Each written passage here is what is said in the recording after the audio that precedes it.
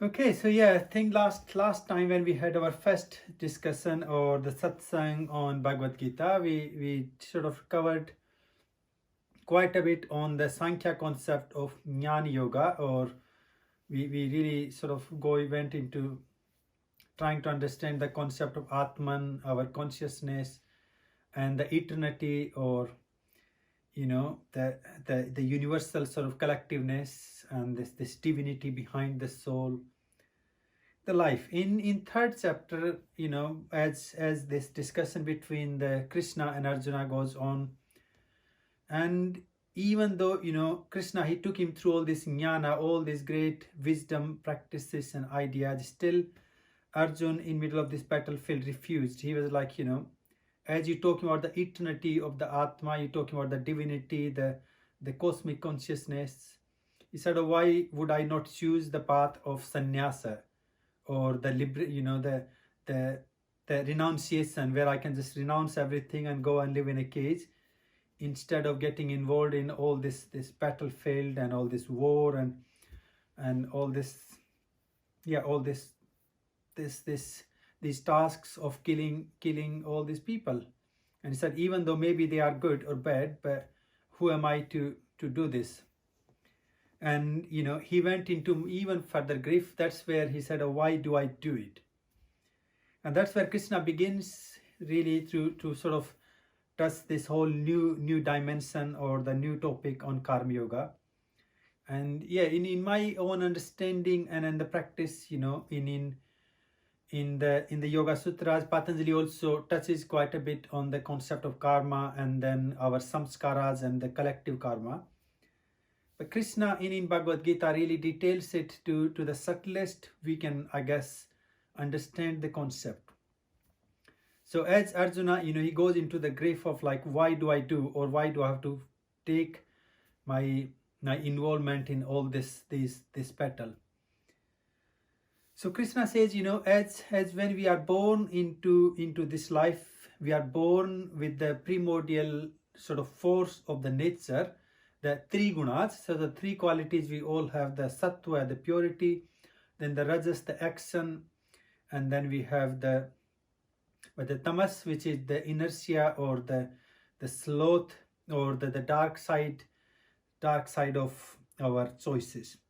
And he said each and every human being, each and every life is actually born with the primordial sort of force of some sort of ratio and balance between these three gunas. And he said that the nature of the three gunas, this nature of duality and this nature of these opposite forces, while they're there, they enable us, they give us this force to live. And he said, while we got these three gunas, while we got this force in us, there is a life. And he said, while we got life, we can never be free of doing things. We are always doing things.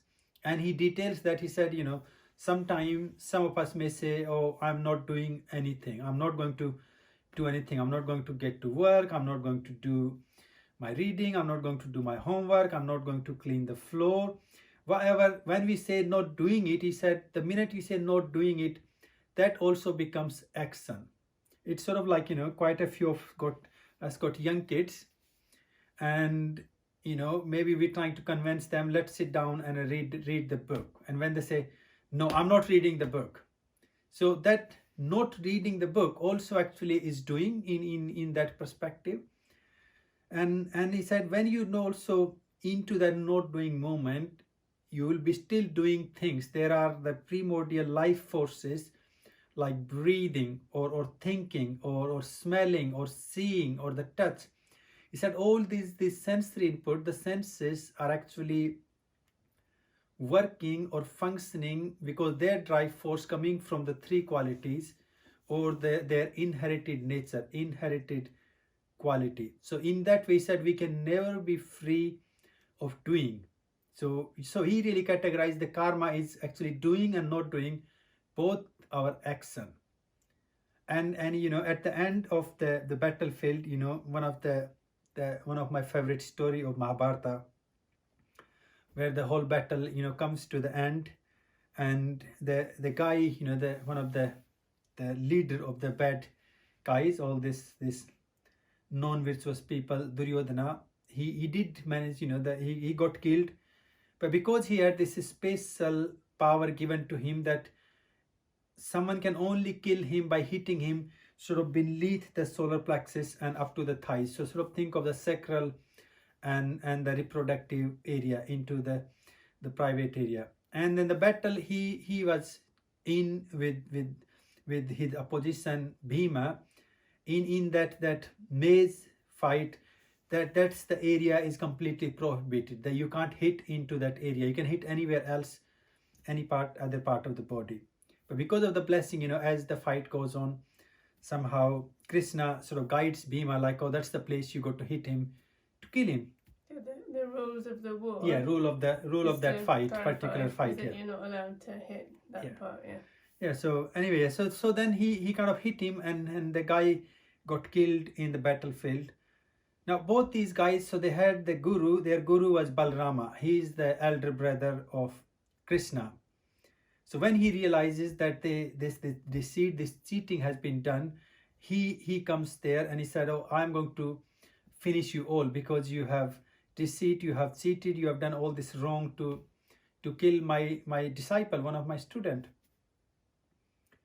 And Krishna, he comes forward smiling at his own brother, and he said, oh wow, who do you think you are? Why do you think you have authority to even come here and stand in front of us or say anything?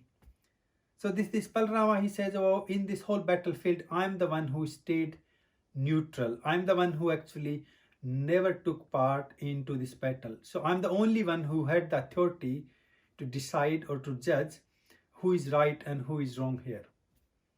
Well, Krishna looks at him and he said, oh, dear brother, remember, when it's the time to make a choice between right and wrong, justice and injustice, he said, there is no third choice. There is no such thing as being neutral.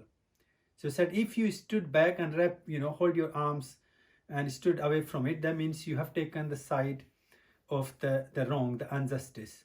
It's like, if one of us has witnessed a crime or an incident, and if we can, come out and witness for that, then yes, it is our responsibility, it is our duty. In that situation, even being neutral or not talking about it, not putting the right information to people where they need it, he said that also seen as an offense. Now, obviously the poor guy, he has to accept that, and he left.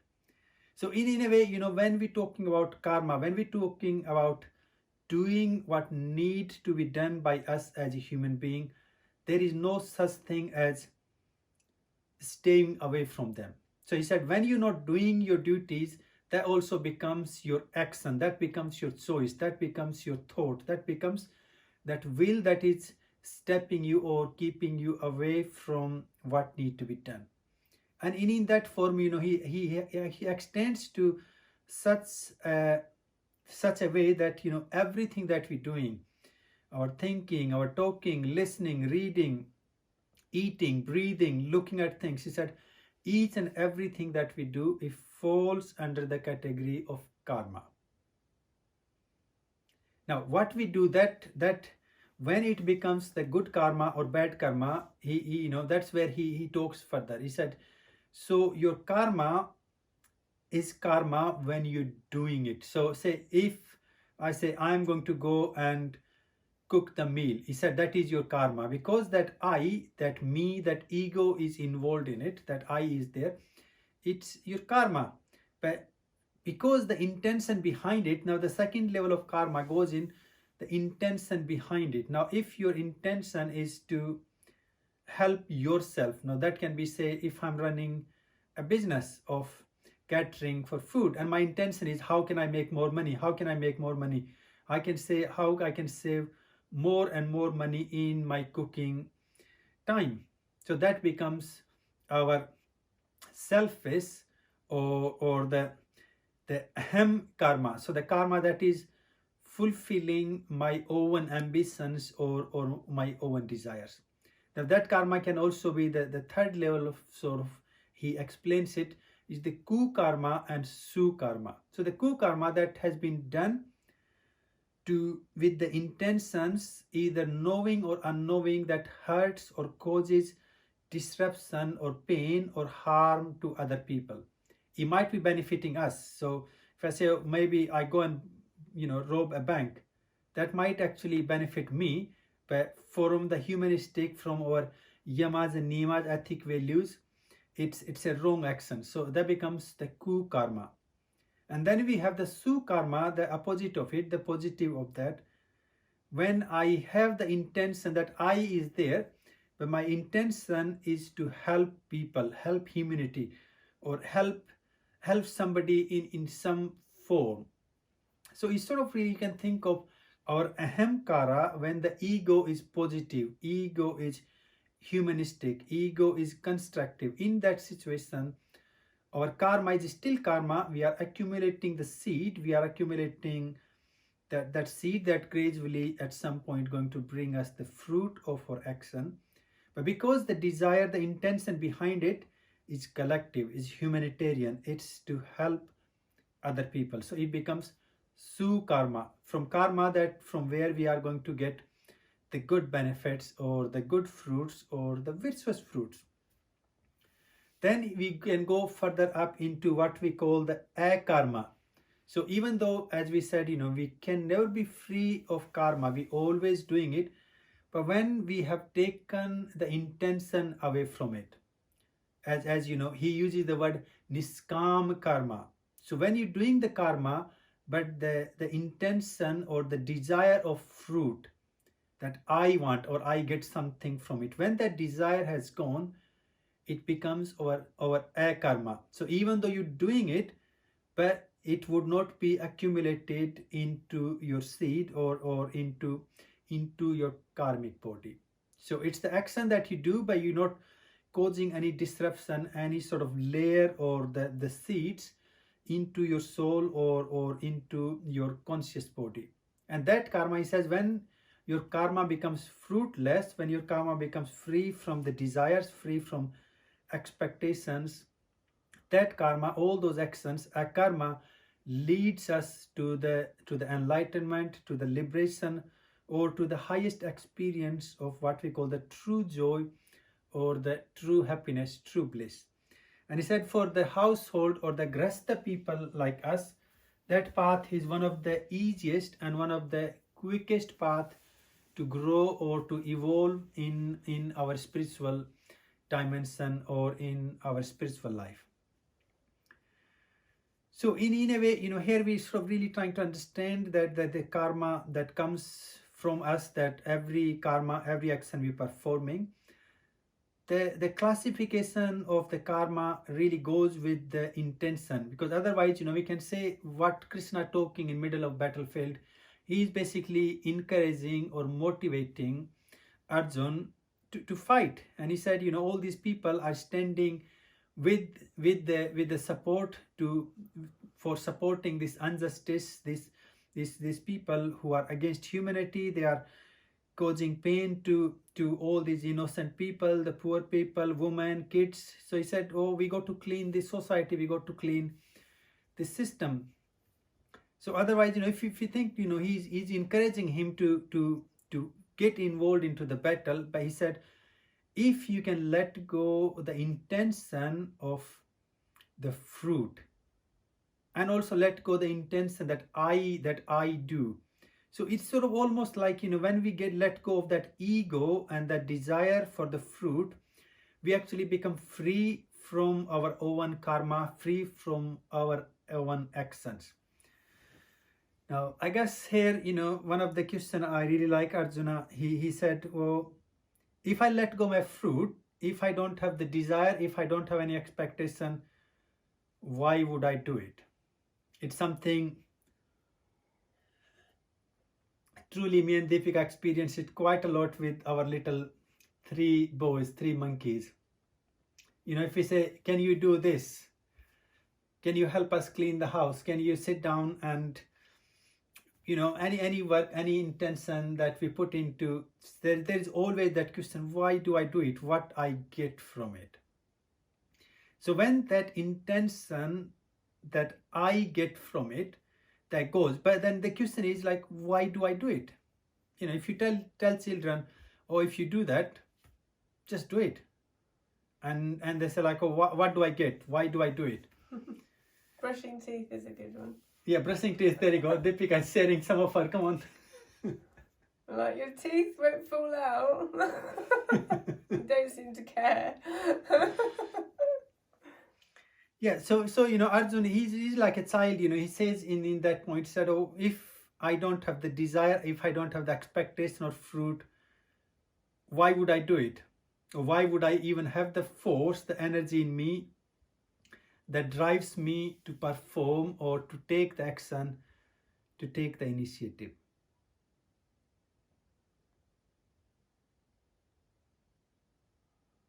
So, sorry, I was just gone thinking, still thinking of the kids,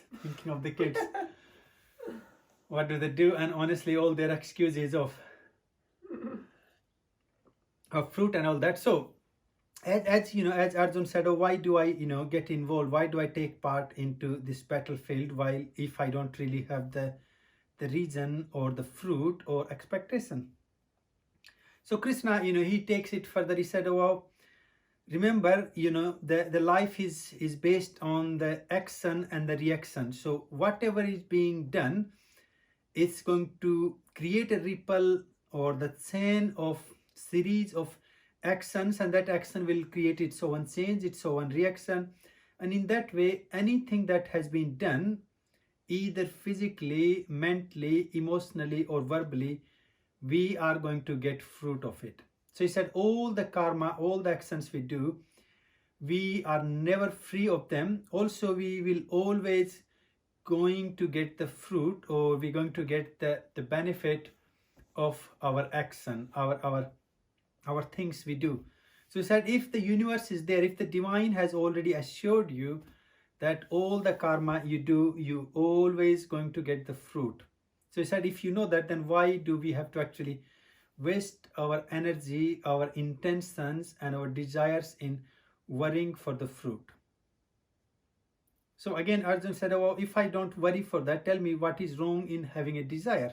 You know, why can't I do my actions but still have some desire, have some expectation? So Krishna, you know, again, he brings a bit of, to me, again, another really amazing sort of the worth he talks there. He said, well, the reason, the truth is, all our desires, the vasanas, they are the root of all our suffering.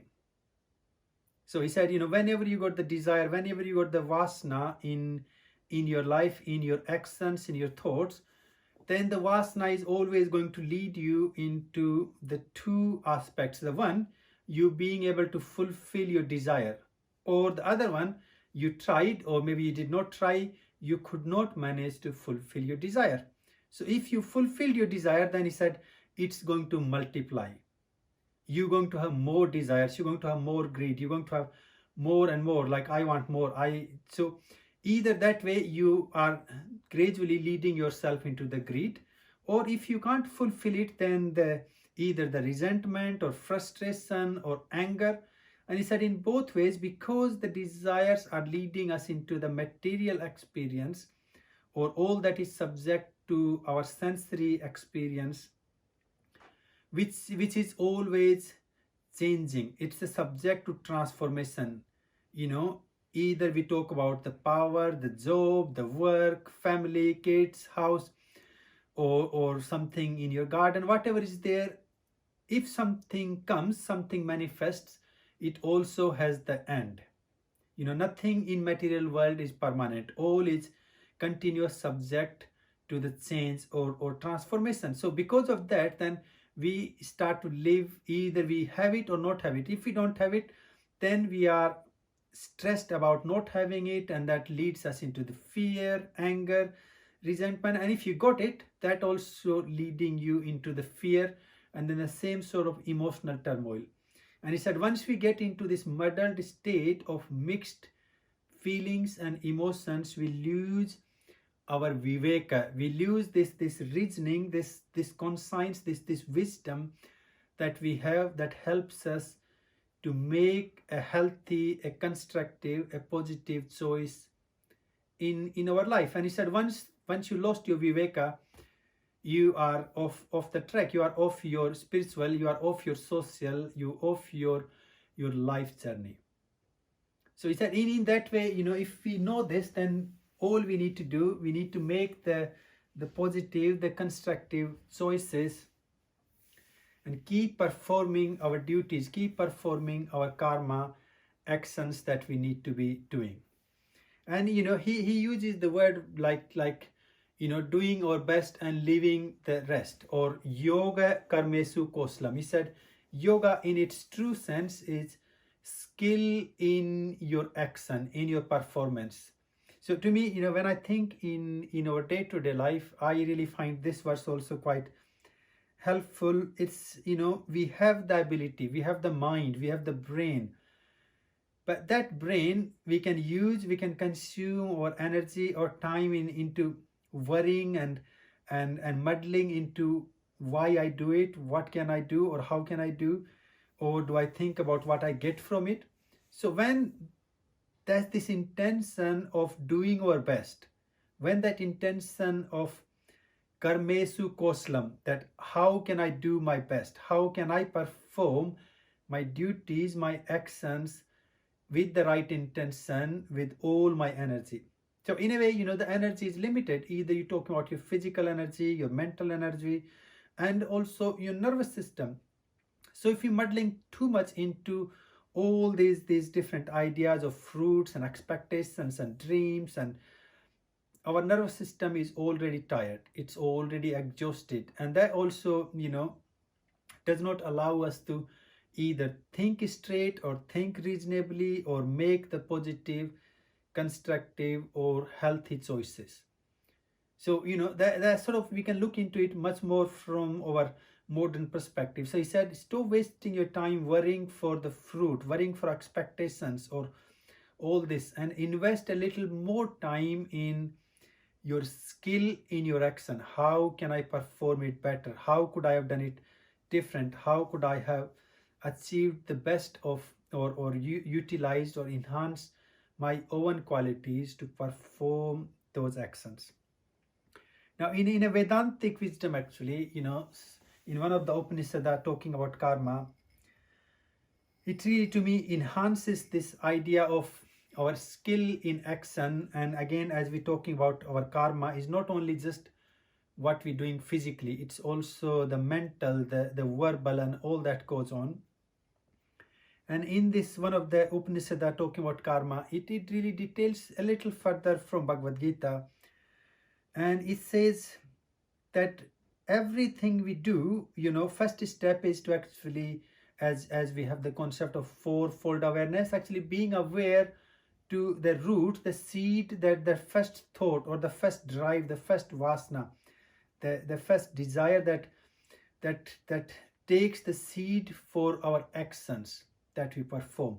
So being aware to those seeds, and then seeing every choice that we have made. Like in Svar Yoga, it goes as far as actually being aware to each and every breath. So we allowing or making our breath to fully be conscious, not letting even one breath, inhalation or exhalation, to go in or out without knowing it. That's how far it goes. So he said, being aware to each and every action, each and every karma, and also the choices when they are made. So the choice there, breathing in and breathing out, or choice there, what to look and what not to look, what to read and what not to read, where do we go and where do we not go, what sort of activities we take part and what sort of activities we abstain. So he said, being aware to those choices, and in that way, we realize that maybe 90% or more of our choices are made unconsciously, or from the autopilot or our spinal reflex or the spinal reaction. And it is one of the things, when I think into our modern time, you see, whenever you have taken a step forward of awareness, or that witnessing sort of awareness in each and every choice, each and every action, we always find ourselves stepping away from so many things.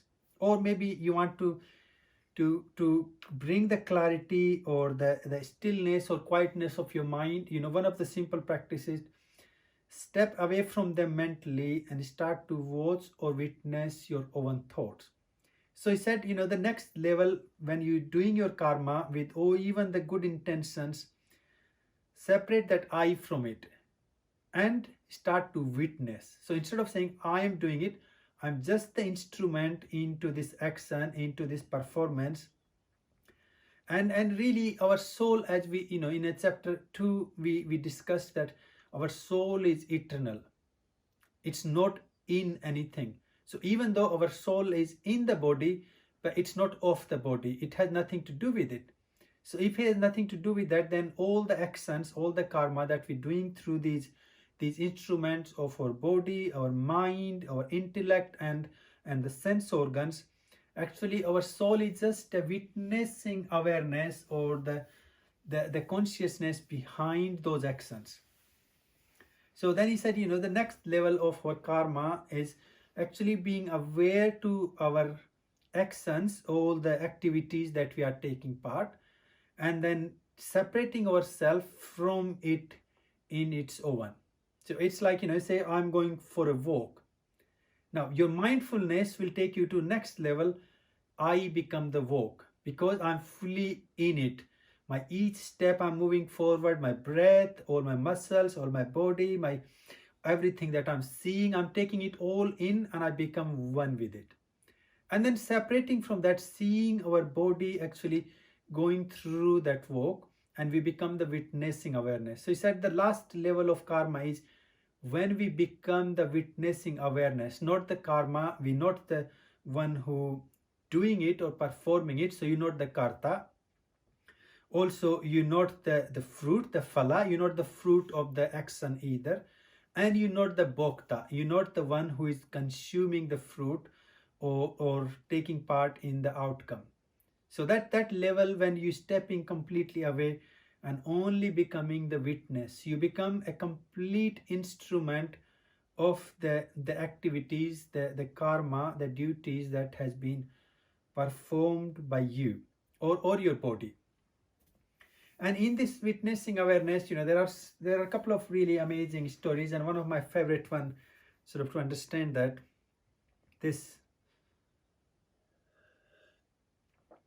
guy Sikandar, he traveled across, and he's one of his big dream or the ambition that he wanted to rule or conquer the whole world, and he wanted to go and fight and win different places and collect all the precious things from here and there, wherever he could have heard that there is something amazing. And as he was going across, did half across the Indian sort of continent, and at one point he was like, oh, I think that's enough, let's start to travel in a different direction. And in that time, somebody actually said to him, oh, you might have collected all these amazing gold and jewelry and all these precious stones from across Indian continent, but one of the most precious jewel in India is these great enlightened sages or the yogis or these rishis. And I said, oh, if you leave India without one of them, you got nothing. So these Indian people, they don't really care. These gurus, these rishis, they are beyond all that. So you got to take one of the most precious jewel of a sadhu or a monk from India with you to really make it a successful sort of journey in this part. Well, he said, oh, let's find one. So he spread the news, let's say he just created a big Facebook post that I'm looking for an enlightened master or enlightened guru. And if I find one, then he will come with me and live with me, and I will give him all the luxury, all the money, the wealth and everything. He will be with me all the time, enjoying the wealth that I have accumulated. I guess the minute that sort of news gone, all these rishis, people like me, will be queuing up, take me. So there was, there is a bundle of rishis and sadhus turning up at his door and like, take me. Now, Sikandar, he was like, oh, if you guys are really enlightened, if you guys are really precious of what I heard about the rishis or these great yogis, you can never be the one. So as his search goes on and on, then he did find one of the monk or one of the sadhu, and or he heard about him, that there is a guy, there is a monk, he's just living out in this little cave in Himalayan mountains. And they said, oh, he refused to come. So he sent his best advisors and some of his best army people. He said, oh, go and get him. Just tell him that Sikandar wants him, and he will give him all the wealth any man would have ever desired.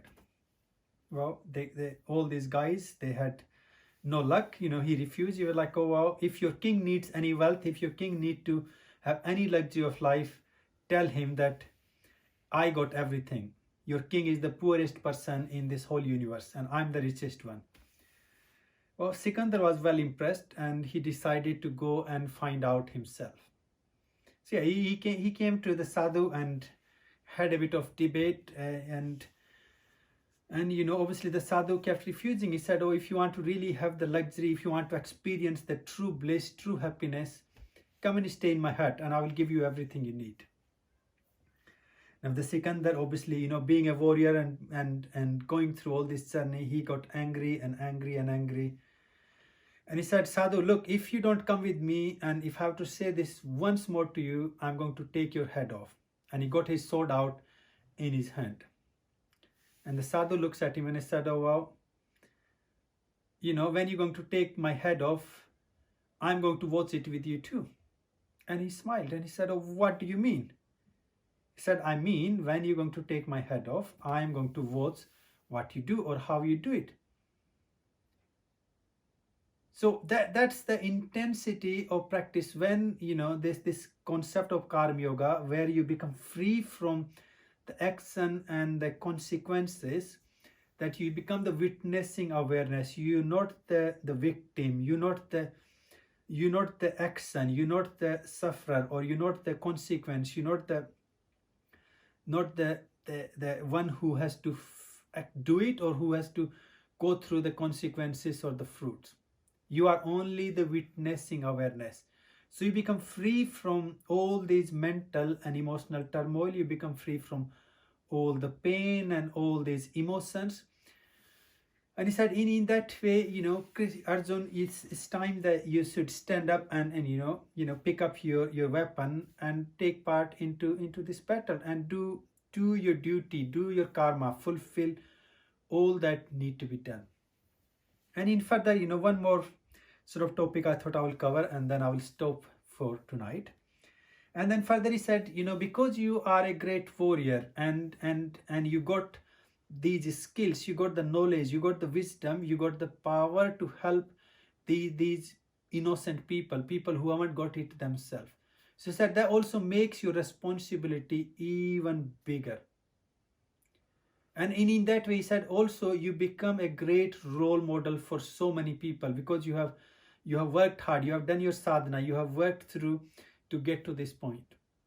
So he said, if you don't perform your duty, if you escape, if you run away from performing your actions, your karma, he said, gradually you will also become the role model for the generations yet to come.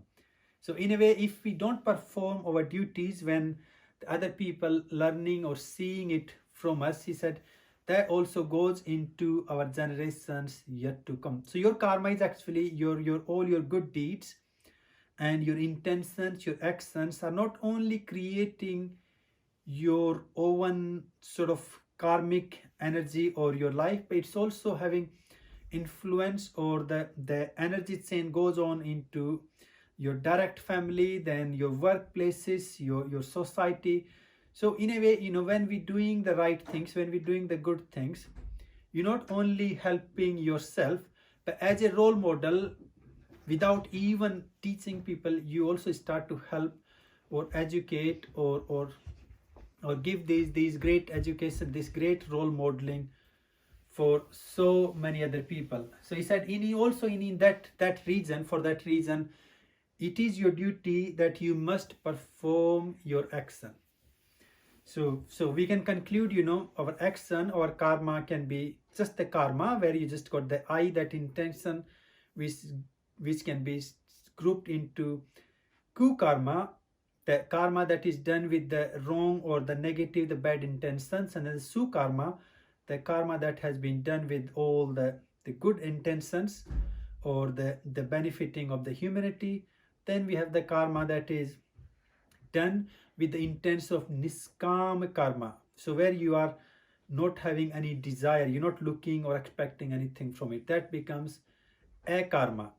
And when all that sort of being surrendered or offered to the divine, to the higher or to the cosmic cause, we just become the mere instrument of the divine, then it becomes our dharma, we become free from it. And he said this way of doing your or performing everything that need to be done by you will ultimately lead you into your self-realization or higher experiences and liberation.